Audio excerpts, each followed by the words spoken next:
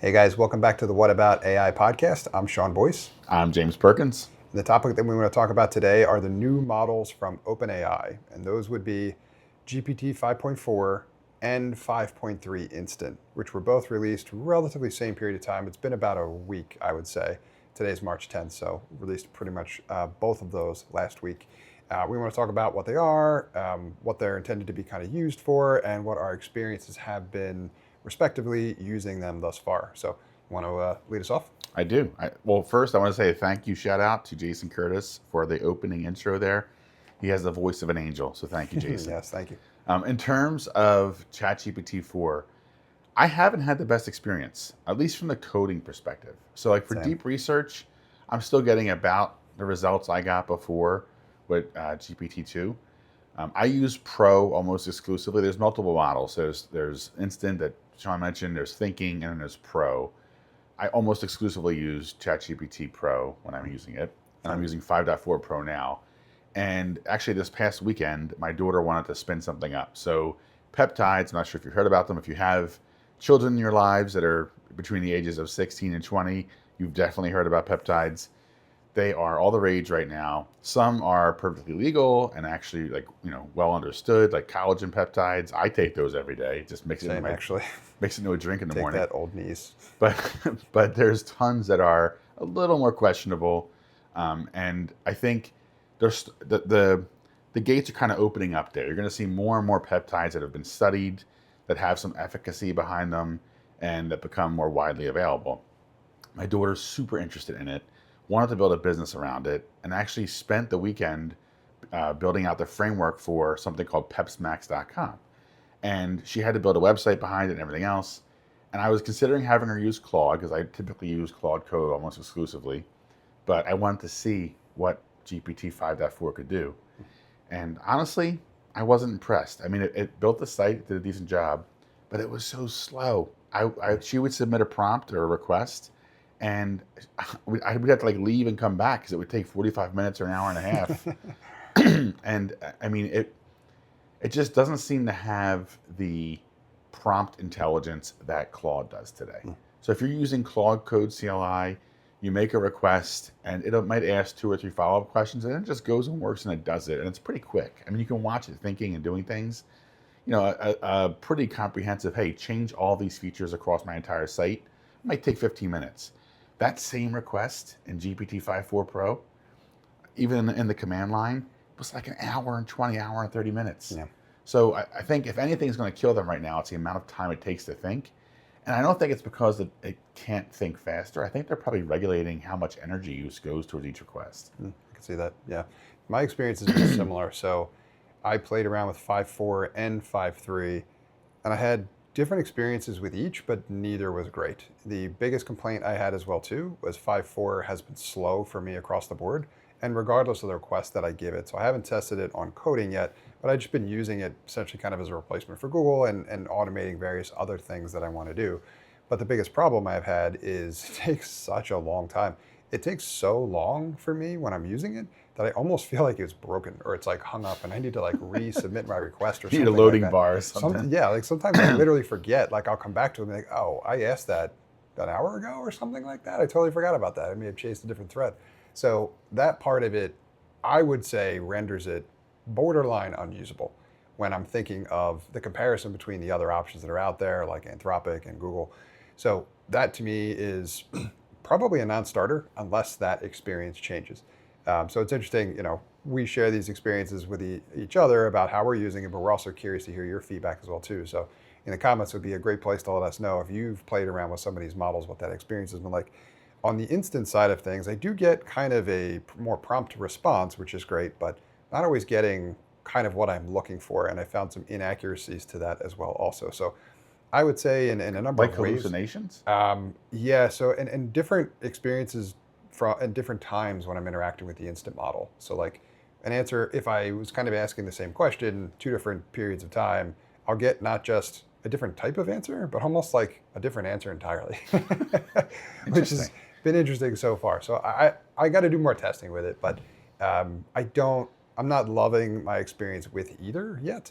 So again, we're curious to learn more about your experience, but I think part of what we want to talk about next is, what this means for everybody else, our listeners, and then, what might your next steps look like here based on, all these continuous changes flying at us from all of these companies. So I will say for OpenAI, if you used 5.4 Pro for deep research, I still had good results there. Good. And it does take forever. I mean, I actually had a request recently run for 4 hours, but the results that come back are extremely thorough for the deep research. So I think if you're using it for that purpose, you're probably very happy. But again, we're very curious to see what you think. Yeah. Well, another thing I would complain about probably as well too, and this isn't necessarily universal or exclusive to OpenAI, is, I don't know about you, but one of the ththings I complain about is, and I'm curious, listeners, if you feel the same way, is that what each of the respective different models, what their specialty is or what the use case should look like. So there's a lot of, like 5.2, 5.3, 5.4, those are all available now.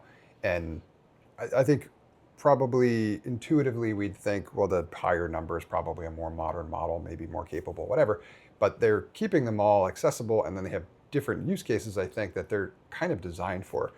I think some companies have done better than others here, but what I would love to see moving forward is more explicit instructions in terms of like what this model is for. This one's for coding, this one's for design, this one's for slide decks or research or whatever. Just something that lines up maybe a little bit better with people's actual use cases. It's like I do use OpenAI's model still primarily. I think for me, what it's mostly replaced has been Google or like just search engines, because I can, continue with Red and have a conversation and then get ideally what I'm looking for faster.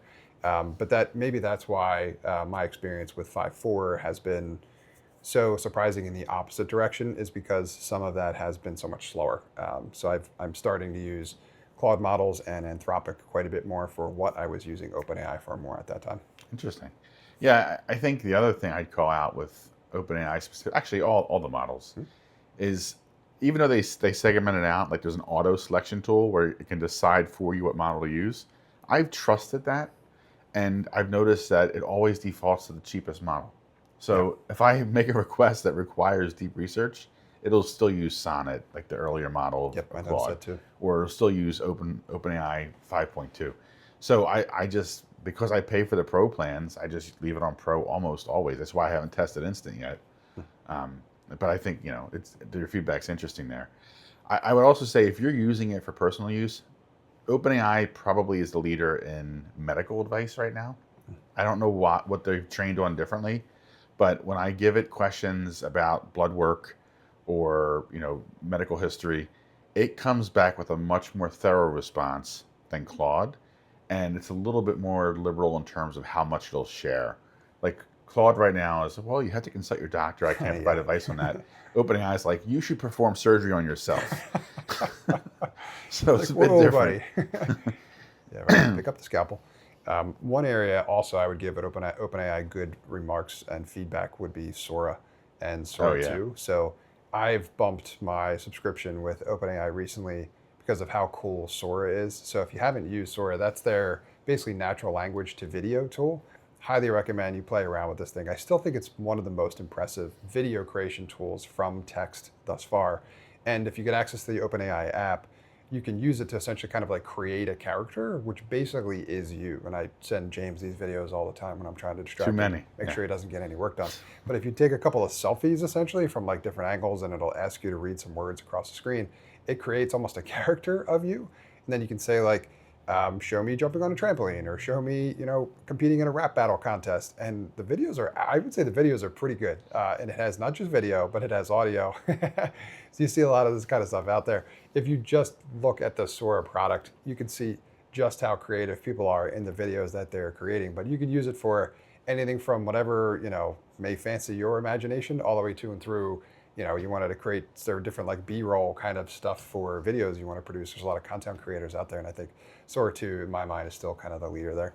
Yeah, I can see that. I think you'll see more and more of Sora being used in production for podcasts and other such things. Even ours, like we're kind of up in the ante a little bit here with intro music and intro video and that sort of thing. So take it to the next level. Why not? Any other advice you want to share with folks in terms of like next steps and thinking through, updates to models and what the AI companies are throwing at us? One more thing. So I've seen a lot of feedback like, I'm canceling my subscription. I'm going to go to this app or that app. If you're paying $20 a month, it's probably not worth switching between apps nonstop. Yes, one might take the lead for this week or the next 2 weeks, but then the other comes back with their latest version and they take the lead for the next 2 or 3. If you have the free or cheap subscriptions, you're probably best keeping yourself diversified amongst all of them so you're getting access to whatever the best is that they have to offer. And if you want to keep up, it's hard. Like it's really challenging to actually follow all of this every day. We actually have an app we've launched, which is sort of the Duolingo we're saying for AI. It has daily lessons, and then it gives you the latest news relevant to you as it relates to whatever AI changes have happened in the past 12 to 24 hours, which doesn't seem like a lot of time, but like every day something new gets released. Yep. So check it out. It's on our website, whataboutai.com/app, available for download this month. Yeah, I think that's a cool way to do it. So basically, staying up on AI can really feel like a chore. We're super tech geeks, so we get a kick out of it. We know that you don't necessarily live for all things AI, but you definitely want to stay up on this kind of stuff. So part of our inspiration behind that is like we want to not just provide you with the value, but make it also entertaining at the same time. So something that maybe is a little bit more fun. That was also what I was going to say in terms of my advice for you as well is if you've kind of preferred a model or a company, if you are actively using AI, it's still important to test the newer models that are coming from these various companies because you never know what you're going to get. We've been pleasantly surprised with a lot of it. Obviously, with this latest release from OpenAI, we have some concerns, but I'd be surprised if they don't fix that relatively quickly and that doesn't change or improve with the next release of the model. But that way you are aware of like what's going on and or is available from various companies. I think it just continues to make you better and more effective at leveraging these technologies. But yeah, I think the app would be a great way to stay on top of it. So that's all I got. All right. Good. Thanks for tuning in, guys. We appreciate it. Thanks all.